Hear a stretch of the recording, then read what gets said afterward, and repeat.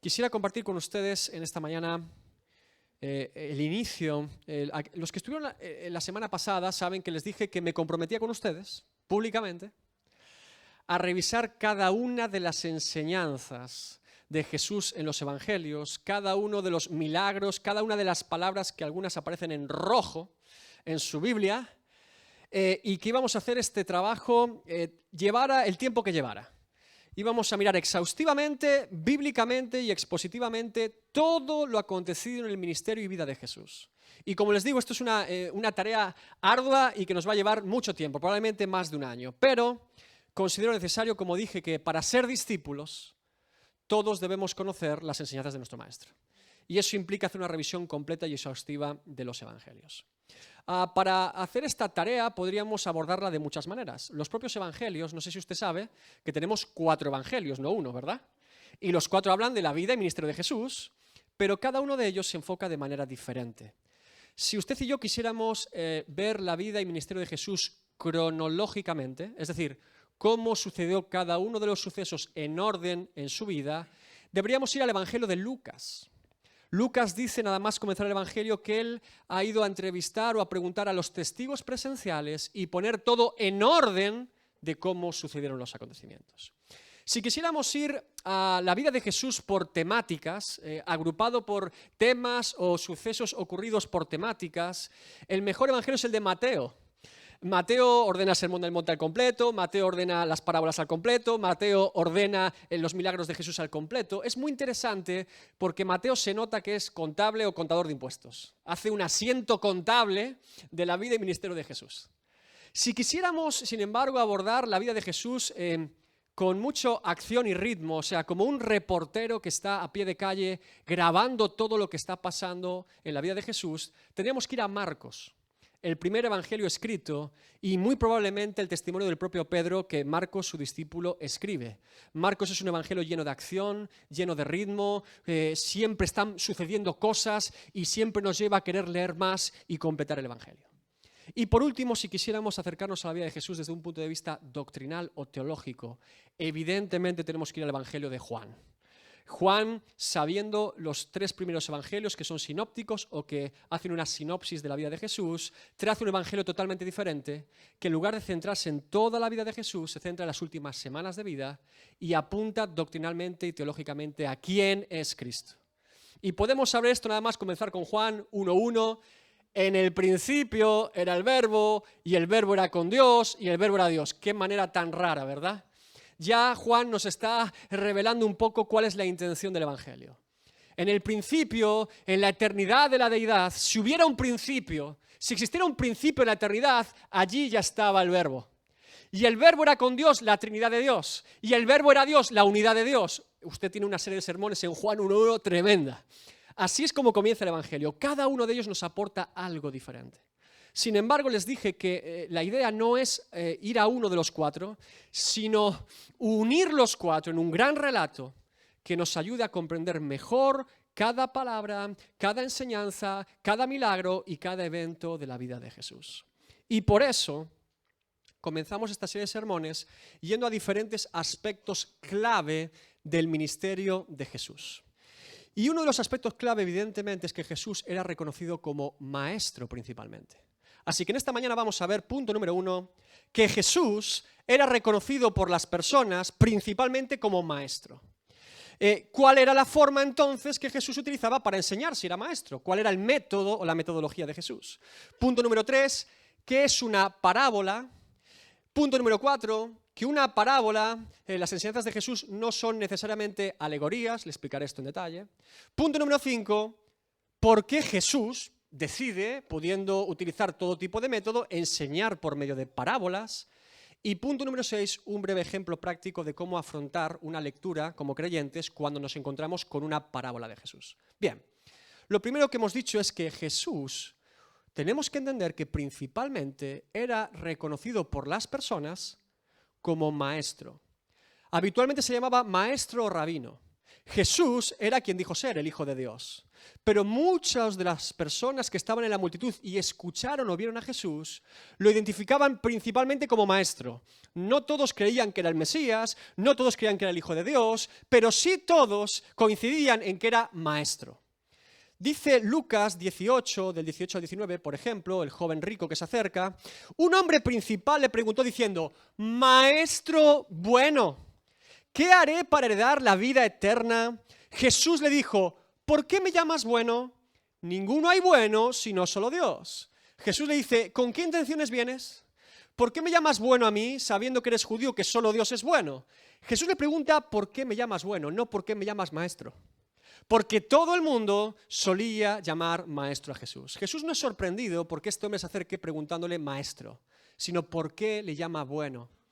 Evidentemente los discípulos de Jesús, siendo discípulos, también le llamaban maestro. Marcos 4:38, por ejemplo, nos dice, y él estaba en la popa de la barca, durmiendo sobre un cabezal, y le despertaron y dijeron, «Maestro, ¿no tienes cuidado que perecemos?» Pero no solamente los discípulos llamaban maestro a Jesús, también los fariseos y los escribas, principalmente los opositores de Jesús, también le llaman maestro. Mateo 9:11 dice, cuando vieron esto los fariseos, dijeron a los discípulos, ¿por qué come vuestro maestro con los publicanos y pecadores? Lo mismo que Mateo 12:38, entonces respondieron algunos de los escribas y de los fariseos diciendo, Maestro, deseamos ver de ti señal.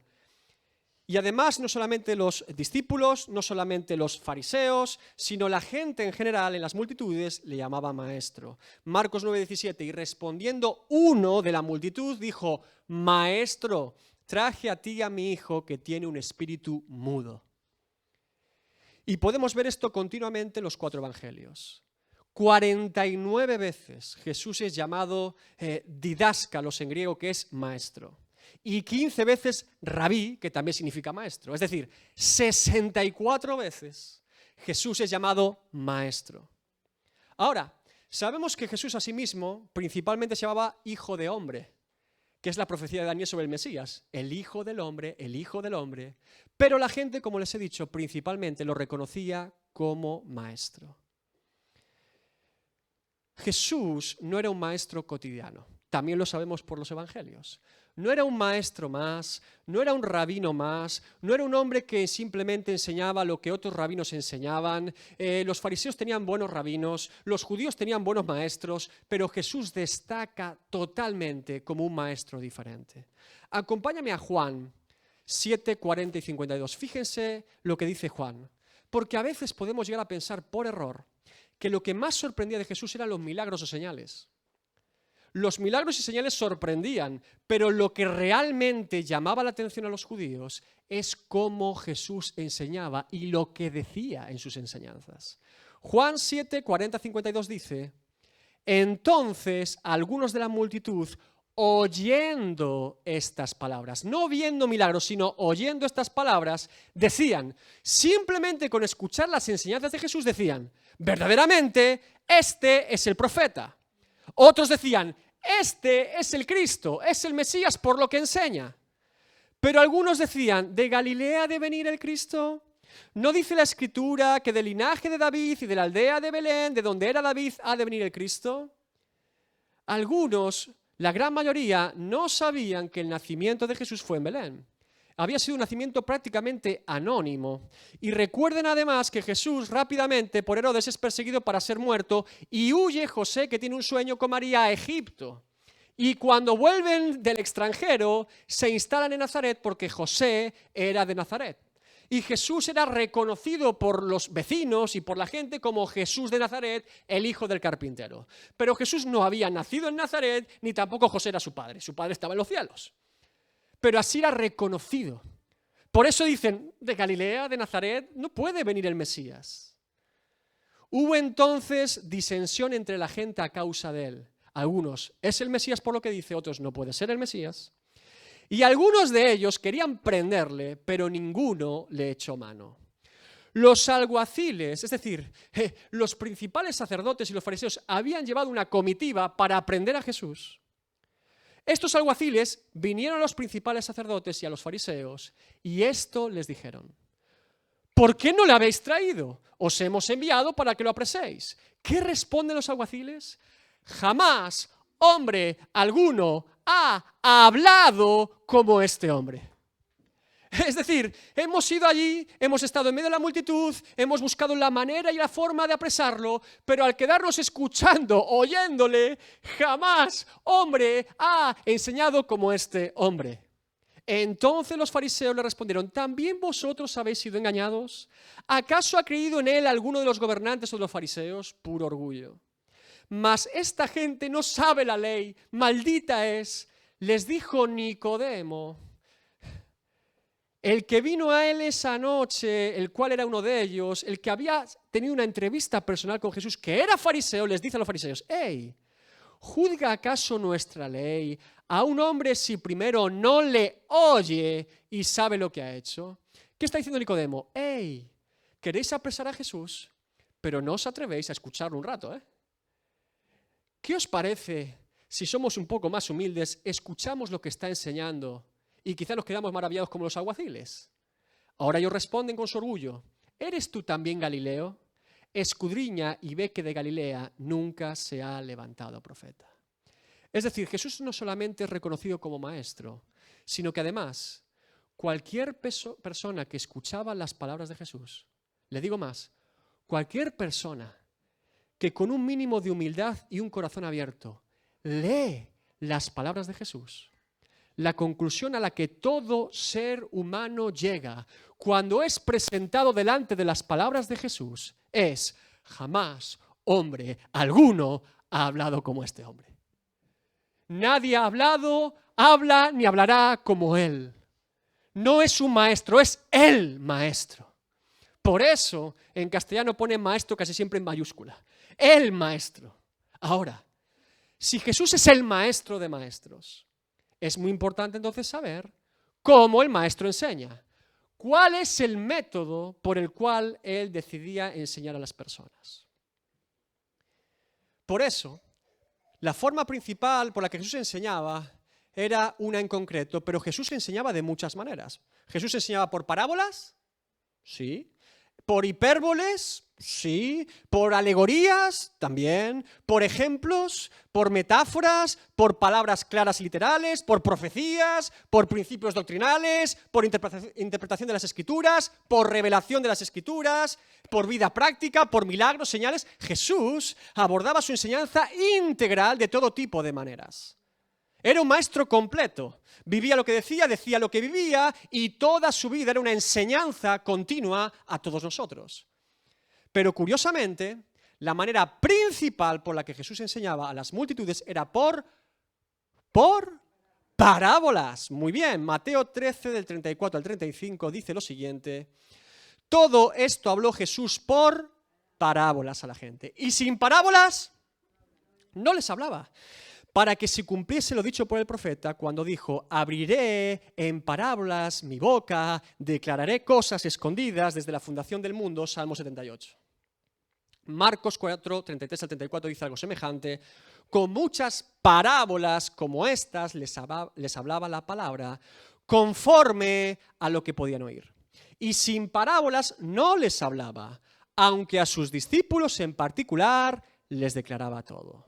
Bien, es decir, Jesús principalmente enseñaba por parábolas. De hecho, en la Biblia hay más de 35 parábolas claramente identificadas. Más de 35. Ahora, ¿qué es una parábola? Jesús enseña por parábolas, pero ¿qué es una parábola? Es la siguiente pregunta obvia. Bien. Parábola o parabolé en griego, que es muy parecido al español, significa o se compone de dos términos: para y bola. Para significa lanzar y bola significa al lado. Lanzar al lado, tirar junto a, es decir, algo que es lanzado, pero que viene con algo más detrás. Algo que parece una cosa, pero detrás viene con sorpresa. sorprendiendo y llamando la atención de aquel que lo escucha. Y esto tiene mucho sentido para referirse a las parábolas de Jesús, porque literalmente las parábolas de Jesús son historias sencillas del común que todo el mundo podía entender, de vida cotidiana, una mujer en su casa, un sembrador sembrando, un hombre construyendo, una esposa y un esposo, un padre y un hijo, un samaritano. Son historias del común que todos podemos entender, pero que vienen con algo más detrás, que vienen con un principio del reino de los cielos, que es la moraleja, que es la función de esa parábola. Jesús lanza una historia y detrás de esa historia viene una esencia o una verdad profunda. Bien. Si entendemos esto, entonces tenemos que aclarar, y es importante principalmente en este tiempo de la Iglesia, que una parábola no es una alegoría. Y ahora dicen, vale, ya sé lo que es una parábola, pero no sé lo que es una alegoría.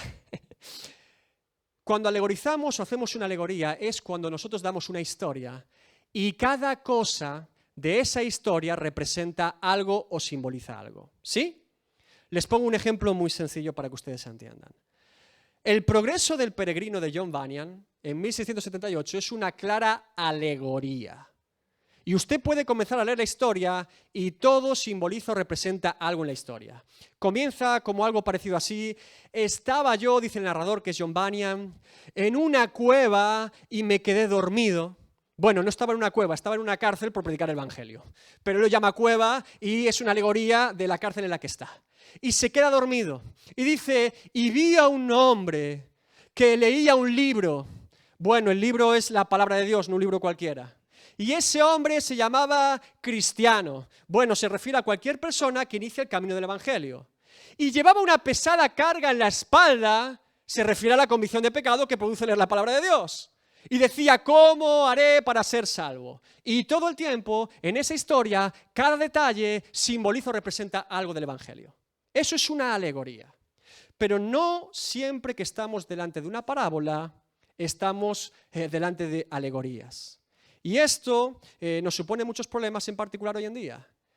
Cuando estamos delante de una parábola, escúcheme bien, lo que tenemos que hacer todos es intentar entender la idea central que Jesús está lanzando.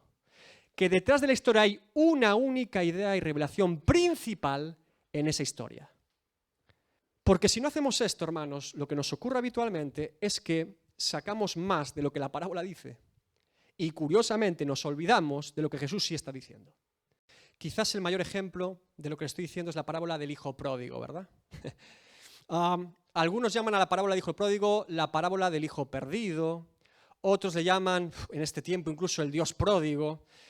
Déjeme decirle algo importante. Los títulos de su Biblia, los títulos que aparecen en los capítulos, no son inspirados por el Espíritu Santo. Eso lo ha puesto el editor de la Biblia. ¿Me oyó? No confundamos. De hecho, la parábola del hijo pródigo, Jesús jamás llama pródigo al joven. Por lo tanto, tenga en cuenta que esos títulos no tienen la función de revelar algo que el escritor, inspirado por el Espíritu Santo, quiso decir, sino para ordenar la Biblia en capítulos y temáticas. ¿Para qué sirven los títulos de su Biblia? Bueno, para recordar dónde están las cosas. Por ejemplo, Juan 3, sé que está Nicodemo, porque me suena que está por ahí. Juan 4 es la samaritana en el pozo. Juan 11, la resurrección de Lázaro. El título me ayuda a saber lo que voy a leer. Pero no es inspirado por Dios, sino el editor que lo puso para facilitar encontrar los textos. Entonces, sabiendo esto, la parábola popularmente conocida como del hijo pródigo, yo he escuchado predicaciones acerca de esa parábola, miren, intentando interpretar qué son los cerdos de la parábola, intentando interpretar qué son las algarrobas de los cerdos, e intentar interpretar que el padre se quedó pobre cuando dio los bienes, qué son los bienes, que la casa del padre significa la iglesia, que la puerta de la casa significa el pastor, que los siervos significan los creyentes, una serie de cosas tremendas, cuando no es el objeto principal de esa parábola. Y sin embargo, sacamos y extraemos abundantes cosas que no están necesariamente en ningún caso en la parábola, y sin embargo le diría que hoy en día 9 de cada 10 creyentes no tienen ni idea de lo que está diciendo la parábola del hijo pródigo. Que la idea principal se nos perdió hace siglos y que no sabemos realmente cuál es esa cosa que viene detrás de la historia. Lo veremos en este tiempo. Hoy no, se quedan con las ganas. Esa será otro día. Bien, una parábola no es una alegoría, una parábola es lo que Jesús utiliza principalmente para enseñar a las multitudes. Punto número 5. ¿Por qué Jesús decide enseñar por medio de parábolas? ¿Por qué Jesús no era claro? ¿Por qué Jesús no decía las cosas para que se entendieran de forma literal, sino que cuenta una historia, que viene con algo detrás y a veces genera confusión? A veces los propios discípulos dicen, no entendemos, explícanos por qué. Acompáñame a Marcos 4, 10 al 12. Cuando estuvo solo, los que estaban cerca de él con los 12 le preguntaron sobre la parábola. Fíjese quién le está preguntando. Jesús tenía 12 discípulos o apóstoles que él había escogido, pero habitualmente iba con más discípulos que acompañaban a los 12 escogidos. Ahí estaban María Magdalena, María la Madre de Jesús y otros discípulos en general. A veces pensamos que todos los relatos cuando dice discípulos son los 12. No siempre es así. Aquí está un grupo de gente que solía acompañar a Jesús y a los 12. Dice, le preguntaron sobre la parábola. Verso 11 y les dijo, a vosotros os es dado saber el ministerio del reino de Dios, mas a los que están fuera, por parábolas todas las cosas, para que viendo vean y no perciban, y oyendo oigan y no entiendan, para que no se conviertan y les sean perdonados los pecados. ¡Uf! ¡Qué cosa tan fuerte! Vamos a Lucas 8, 9, 10, que dice algo parecido. Y sus discípulos le preguntaron diciendo, ¿qué significa esta parábola? Y él dijo, a vosotros os es dado conocer los misterios del reino de Dios, pero a los otros por parábolas, para que viendo no vean y oyendo no entiendan. Lucas no nos aclara mucho más, ¿verdad? Vamos entonces a Mateo, que sí que se extiende un poco más en la explicación. Mateo 13, del 10 al 15. Entonces, acercándose los discípulos, le dijeron, ¿por qué les hablas por parábolas? ¿Por qué cuando estás con nosotros sí que explicas más, pero delante de las multitudes simplemente hablas por parábolas y no haces otra cosa que hablar por parábolas? Él respondiendo les dijo, porque a vosotros os es dado saber los misterios del reino de los cielos, mas a ellos no les es dado. Porque a cualquiera que tiene se le dará y tendrá más, pero al que no tiene, aun lo que tiene le será quitado. Por eso les hablo por parábolas, porque viendo no ven y oyendo no oyen ni entienden. De manera, verso 14, que se cumple en ellos la profecía de Isaías que dijo, de oído oiréis y no entenderéis, y viendo veréis y no percibiréis. Porque el corazón de este pueblo se ha engrosado y con los oídos oyen pesadamente y han cerrado sus ojos para que no vean con los ojos y oigan con los oídos y con el corazón entiendan y se conviertan y yo los sane. Porque viendo ven pero no perciben, oyendo oyen pero no entienden. Es decir, la parábola de Jesús es lanzada a las multitudes para distinguir en medio de la multitud cómo está el corazón de cada uno. La enseñanza de Jesús por parábola es lanzada por Cristo para que en medio de la multitud se distingan los corazones de cada persona. Y aquellos que no entienden, aquellos que no comprenden la parábola, están revelando el endurecimiento de su corazón. Y ojo, entender, no se equivoquen, no es comprender mentalmente la historia. Los fariseos muchas veces sabían lo que estaba diciendo. Sabían que hablaba incluso de ellos, pero rechazaban el mensaje. Entender la parábola y la enseñanza de Jesús implica no solamente entenderla en la mente, sino en el espíritu. ¿Por qué? Porque necesariamente entender una parábola de Jesús es responder al mensaje de Jesús. La parábola es lanzada para que quien responda de una manera u otra revela su corazón. Los fariseos veían los milagros de Jesús, veían las sanidades, no las negaban. Los fariseos escuchaban las enseñanzas de Jesús, pero no entendían, aunque oían y escuchaban, no entendían que ese mensaje podría salvarles. No entendían que podían ser redimidos de sus pecados. No entendían que el reino de los cielos se había acercado. No entendían que si se arrepentían y creían podían ser salvos en ese mismo instante. Esa es la respuesta correcta. Los discípulos de Jesús seguían al maestro. Y no siempre entendían todas las parábolas, le preguntaban, pero seguían al maestro. Pero hay algo que ustedes tienen que entender, que los discípulos, cualquier discípulo de Jesús, sí entiende desde el principio. Hay un momento en el ministerio de Jesús, las multitudes empiezan a seguirle por pan y por peces, y Jesús decide espantarlas. Llega un momento que dicen, bien, ustedes vienen por pan, vienen por peces, se acabó el pan, se acabó los peces. Quien no coma mi carne, ni beba mi sangre, ni tome su cruz y me siga, no puede ser mi discípulo. ¿Qué hizo la multitud? ¡Oh! ¡Qué cosa tan dura es esta! ¿Qué clase de mensaje es este? Nos gustaba el pan y los peces, pero comer su carne, beber su sangre, tomar una cruz, ¿qué es esto? ¿Qué es esto? ¿Y qué hacía la gente? Se iba. ¿Y qué hace Jesús ahora? Mira a sus discípulos y les dice, ¿qué les dice? ¿Queréis iros también vosotros con ellos? Qué duro, ¿verdad? No. Está mostrando lo que hay en su corazón. ¿Qué respondió Pedro? ¿Qué respondió Pedro? ¿A quién iremos? Tú tienes palabras de vida eterna. Juan 6:68. Los discípulos entienden que no pueden acudir a ningún otro sitio, porque solo Cristo tiene palabras de vida eterna. Eso sí lo habían entendido. Las parábolas de Jesús son literalmente una bofetada celestial que nos dice, ¡hey! ¿Qué vas a hacer ahora? ¡Hey! ¿Cómo vas a responder al Evangelio? ¡Hey! Te toca a ti ahora responder. Si yo respondo no a Cristo, estoy revelando cómo está mi corazón, endurecido y lejos de Dios. Ahora, como les digo, no es entenderlo aquí, es entenderlo aquí, en mi corazón, en mi espíritu, en mi ser interior. Vamos a hacer un ejemplo práctico de cómo debemos afrontar cuando leemos una parábola de Jesús en la Biblia, ¿sí? No siempre las parábolas tienen el título en su Biblia. No siempre la parábola es una historia larga que vemos y decimos, esto es una parábola. A veces la parábola es una respuesta que Jesús hace a una pregunta. Suele ocurrir así. A veces Jesús da una respuesta normal y entendible y la refuerza con una parábola que explica lo que acaba de responder. A veces Jesús lanza una parábola porque Él quiere. Y a veces Jesús responde con una parábola y no la explica. Hay todo tipo de situaciones.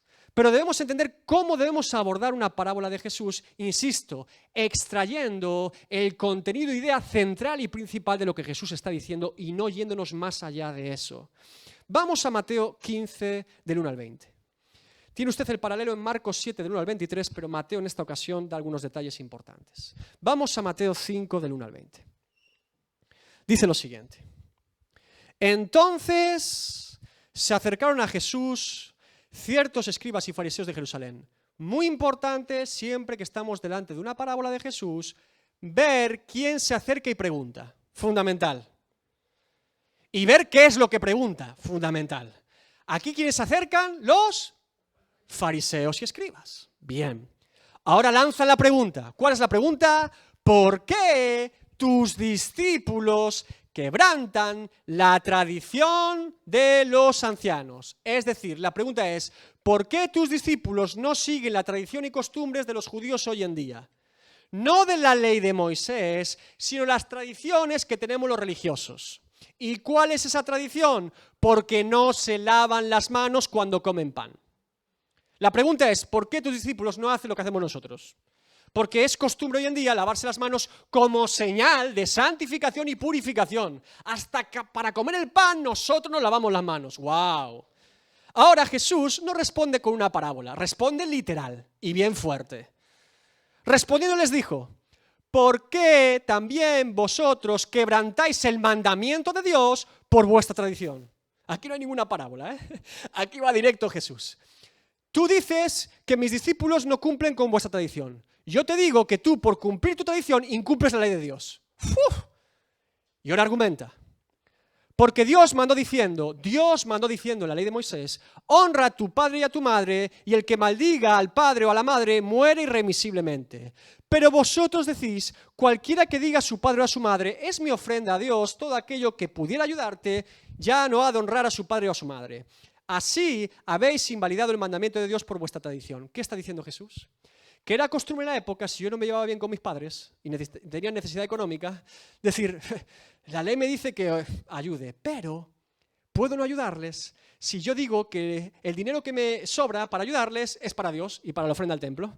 Ofrendamos al templo, ofrendamos a los levitas, ofrendamos a las fiestas, todo, y así no tengo que ayudarle a mis padres.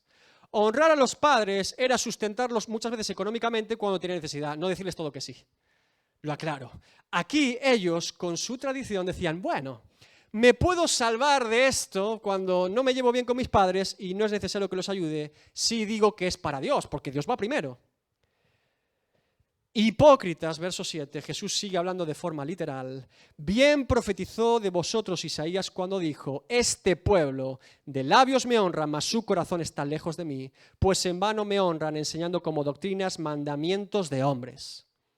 Ahora termina su explicación y respuesta a los fariseos y ahora cambia el discurso. Verso 10, y llamando a la multitud, termina de responder a los fariseos, hay una multitud convocada, se vuelve a la multitud y ahora les dice a la multitud, oíd y entended. No lo que entra en la boca contamina al hombre, mas lo que sale de la boca, esto contamina al hombre. Ahora se acerca Pedro, entonces acercándose a sus discípulos le dijeron, ¿sabes que los fariseos se ofendieron cuando oyeron esta palabra? ¿Por qué se ofenden los fariseos? ¿Ante qué palabra? No lo que entra en la boca contamina al hombre, mas lo que sale de la boca, esto contamina al hombre. Porque Jesús está invalidando la enseñanza de los fariseos de que hay que lavarse las manos para comer pan. No lo que entra por la boca contamina al hombre, sino lo que sale. Por eso se ofenden los fariseos. Ahora fíjense verso 13. Jesús comienza y lanza una parábola en medio de este verso que se nos pasa inadvertida. Pero respondiendo él dijo con respecto a se han ofendido los fariseos. Toda planta que no plantó mi Padre Celestial será desarraigada. Dejadlos.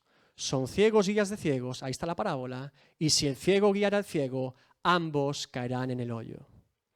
Respondiendo Pedro, verso 15, dijo, explícanos esto que acabas de decir.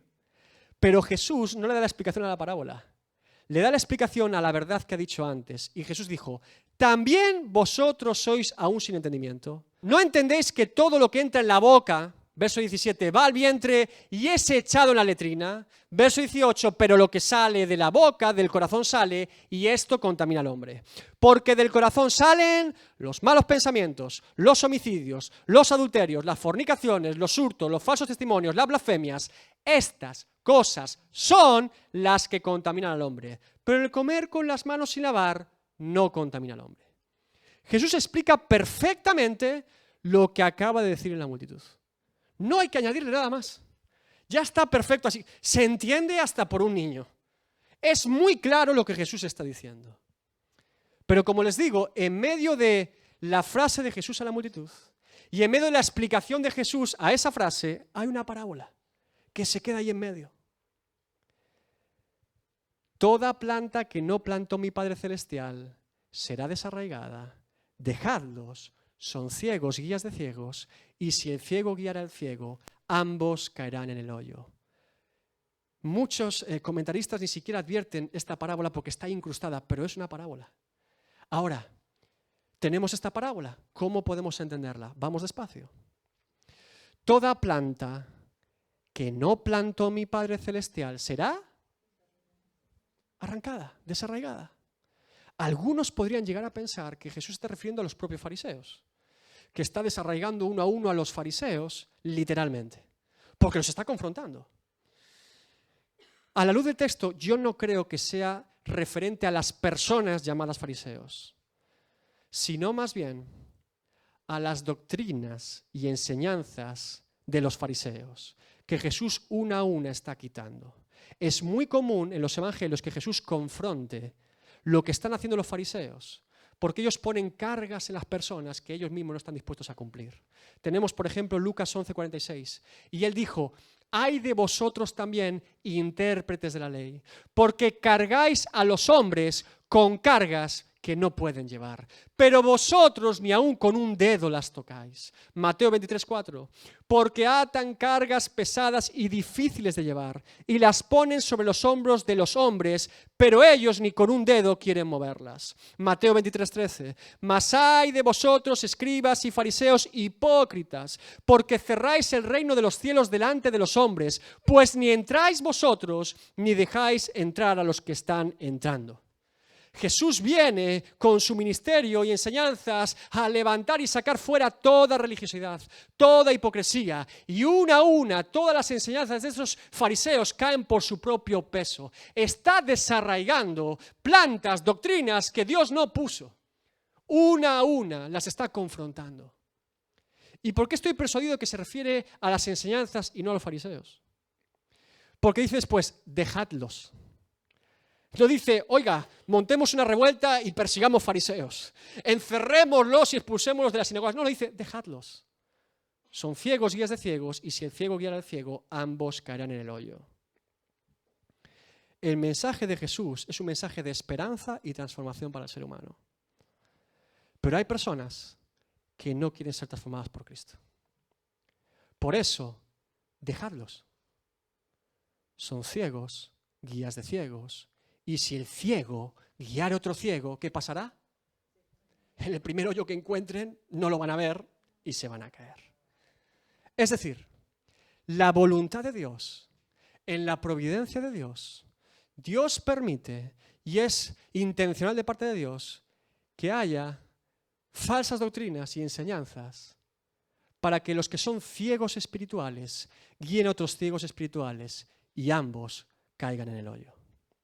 Jesús está imputando la misma responsabilidad a un ciego que, estando ciego, cree por algún motivo que es buena idea guiar a otra persona, que al ciego que, estando ciego, por algún motivo cree que es buena idea que otro ciego le guíe. Está imputando la misma responsabilidad al ciego que guía que al ciego que es guiado por otro ciego, porque ambos caerán en el hoyo. Escúcheme bien, todos nosotros hemos nacido ciegos espirituales. Todos nosotros pecadores nacimos desde pequeños con ceguera espiritual. Todos somos ese testimonio. Y le digo más, a veces incluso como creyentes, ante ciertas actitudes y decisiones de nuestra vida, vivimos ciegos o tapamos nuestros ojos para no cumplir la voluntad de Dios y hacer nuestro propio camino. Ciegos espirituales. El diagnóstico es evidente. Nacemos ciegos espirituales en nuestros delitos y pecados. La pregunta no es si estamos ciegos. La pregunta es, y el problema está, ¿por qué motivo, estando yo ciego espiritual, busco otro ciego espiritual para que me guíe? ¿Cuál es el sentido de, estando yo ciego, buscar a alguien igual de ciego que yo para que me guíe? Y muchas veces debemos reconocer todos que nos gusta ser guiados por ciegos. El orgullo humano es el mayor ciego espiritual de la tierra. Dijo Nelson Mandela, yo soy el dueño de mi propio destino. No hay error tan mayúsculo y tan orgulloso que decir semejante cosa. ¿Yo soy el dueño de qué? Mire, ¿qué está bajo nuestro control? Seamos sinceros. Le hago una pregunta. ¿Podemos hacer que el sol no salga e ilumine? ¿Lo podemos tapar con un dedo? ¿Podemos hacer o impedir que llueva? ¿Podemos decir a la tierra que deje de rodar sobre sí misma y sobre el sol? ¿Acaso nosotros hemos creado algo de esta naturaleza? ¿Establecimos su orden y sus leyes? ¿Acaso escogiste el día en que naciste? ¿Escogiste cómo es tu rostro? ¿El color de tu piel? ¿Tus padres? ¿Tu familia? ¿La escogiste también? ¿El idioma que te enseñaron a hablar? ¿Escogiste el sexo con el que naciste? ¿El país en el que naciste? ¿El momento de la historia en el que naciste? ¿Qué está en nuestro control? Nada. No tenemos control de nada. Nuestro orgullo es ciego, porque no tenemos el control de absolutamente nada. ¿Podrías parar tu corazón aquí y ahora? ¿Podrías saber el día de tu muerte? No tenemos ni idea. Ciegos espirituales nacemos. El mensaje de Jesús es poder de salvación para el que cree, pero es juicio y condena para el que no cree. ¿Por qué? Porque estando ciego y pudiendo encontrar a alguien que me guíe, prefiero ser guiado por otro ciego y caerme en un hoyo. Cristo conoce todo. Cristo ve todo. Cristo entiende todo. Y le digo más, Dios es tan grande que no se conforma, escúcheme bien, Dios no se conforma con ser guiados por alguien que ve y nosotros seguir ciegos. Dios es más grande que eso. Dios es más grande que eso. La primera predicación de Jesús en su ministerio es en Nazaret. Es llevado, invitado a la sinagoga de Nazaret donde él había crecido, el pueblo que había sido criado. Y qué casualidad que al Mesías le dan el rollo de Isaías, qué casualidad. Y qué casualidad que en el rollo de Isaías se encuentre un texto que habla sobre sí mismo. Qué casualidad, ¿verdad? Vamos a Lucas 4, 16 al 20. Vino a Nazaret, donde se había criado, y en el día de reposo entró en la sinagoga conforme a su costumbre y se levantó a leer. Y se le dio, él no lo pidió, se le dio el libro de Isaías, aleluya. Y habiendo abierto el libro, el rollo, halló el lugar donde estaba escrito. Atentos, así comienza Jesús su ministerio. El Espíritu del Señor está sobre mí por cuanto me ha ungido para dar buenas nuevas a los pobres. Me ha enviado a sanar a los quebrantados de corazón, a pregonar libertad a los cautivos y vista a los ciegos, a poner en libertad a los oprimidos, a predicar el año agradable del Señor. Y enrollando el libro, lo dio al ministro y se sentó. Y los ojos de todos en la sinagoga estaban fijos en él. Y comenzó a decirles: hoy se ha cumplido esta escritura delante de vosotros. Jesús nos da vista, Jesús nos da libertad, Jesús sana nuestro corazón, Jesús es la buena nueva. Eso es cierto, pero hay un condicional, hay un condicionante. Jesús nos da vista si reconocemos que estamos ciegos. Jesús nos da libertad si reconocemos que estamos cautivos. Jesús sana nuestro corazón si reconocemos que está quebrantado y roto. Jesús es buena nueva si reconocemos que somos pobres espirituales. Para pedir a Cristo que me dé vista, debo reconocer que estoy ciego y no veo. Para pedir a Cristo que me dé libertad, debo reconocer que estoy encadenado y preso de mi pecado. Para pedir a Cristo que sane mi corazón, debo reconocer que he destrozado mi corazón con este mundo y mi propio orgullo. Para que el mensaje del Evangelio sea buena nueva, debo reconocer que lejos de Dios soy pobre espiritual, mendigo en bancarrota, que estoy seco hasta los huesos. Lucas 19:10, porque el Hijo del Hombre vino a buscar y a salvar lo que se había perdido, porque está perdido.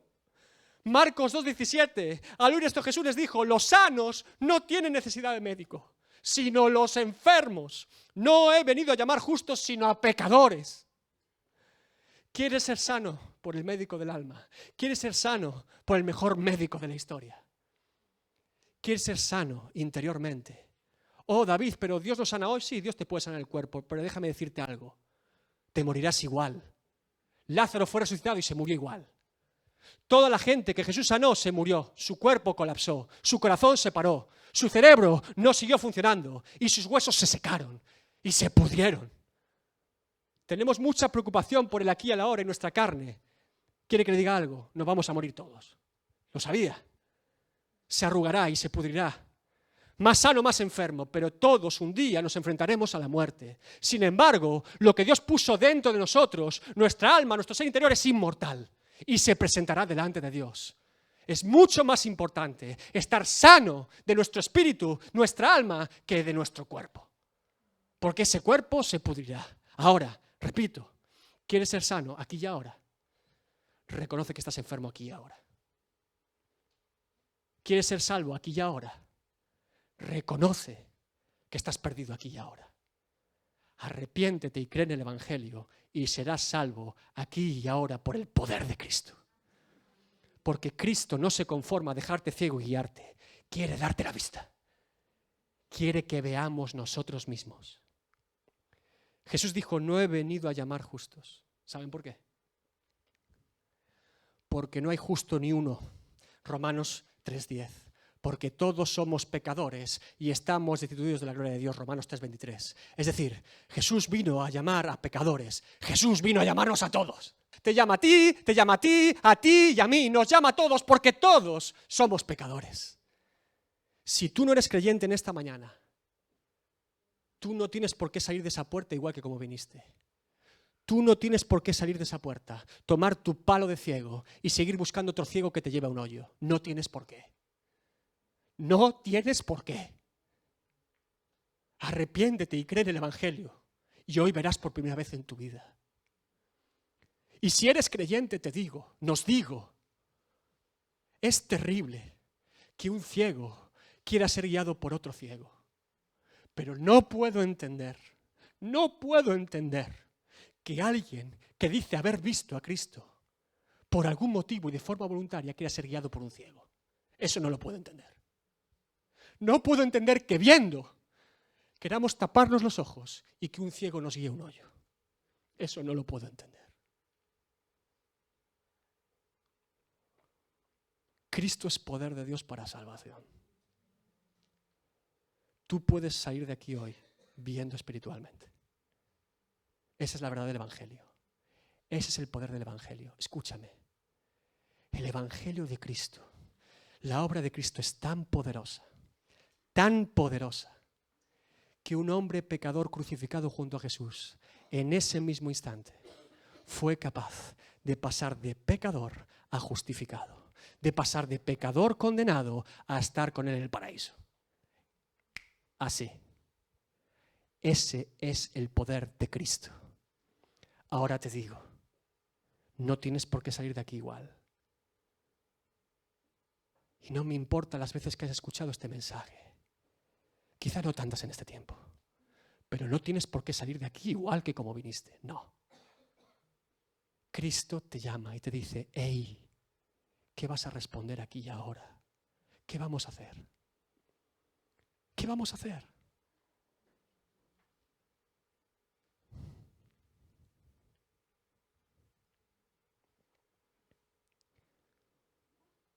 Hermano, amigo, cualquier otro evangelio es una patraña. Cualquier evangelio que no nos dice que somos pecadores y que Cristo nos puede salvar, no es el evangelio. No lo es. No lo es. No lo podemos justificar. No lo podemos rebajar. No lo podemos edulcorar. No lo podemos ignorar. No lo podemos esconder y no querer afrontarlo. Debemos aceptar cuál es nuestra condición para poder ser transformados por Cristo. Pero escúchame, es que no tenemos por qué salir de aquí igual que como vinimos. Le estoy diciendo que Dios puede transformarle aquí y ahora, que ni si usted se va a poder reconocer. Le estoy diciendo, en el nombre de Jesús le digo y lo creo, que no tenemos por qué ser la misma persona que entramos aquí hoy. Ahora, la parábola es lanzada por Jesús. Yo no quiero ser un ciego guiado por otro ciego. Yo no quiero ser esa persona que sé que estoy ciego y busco otro ciego para que me guíe a un hoyo. No quiero. Le invito en esta mañana, por el poder de Cristo, a que se ponga de pie y cierre sus ojos por un instante.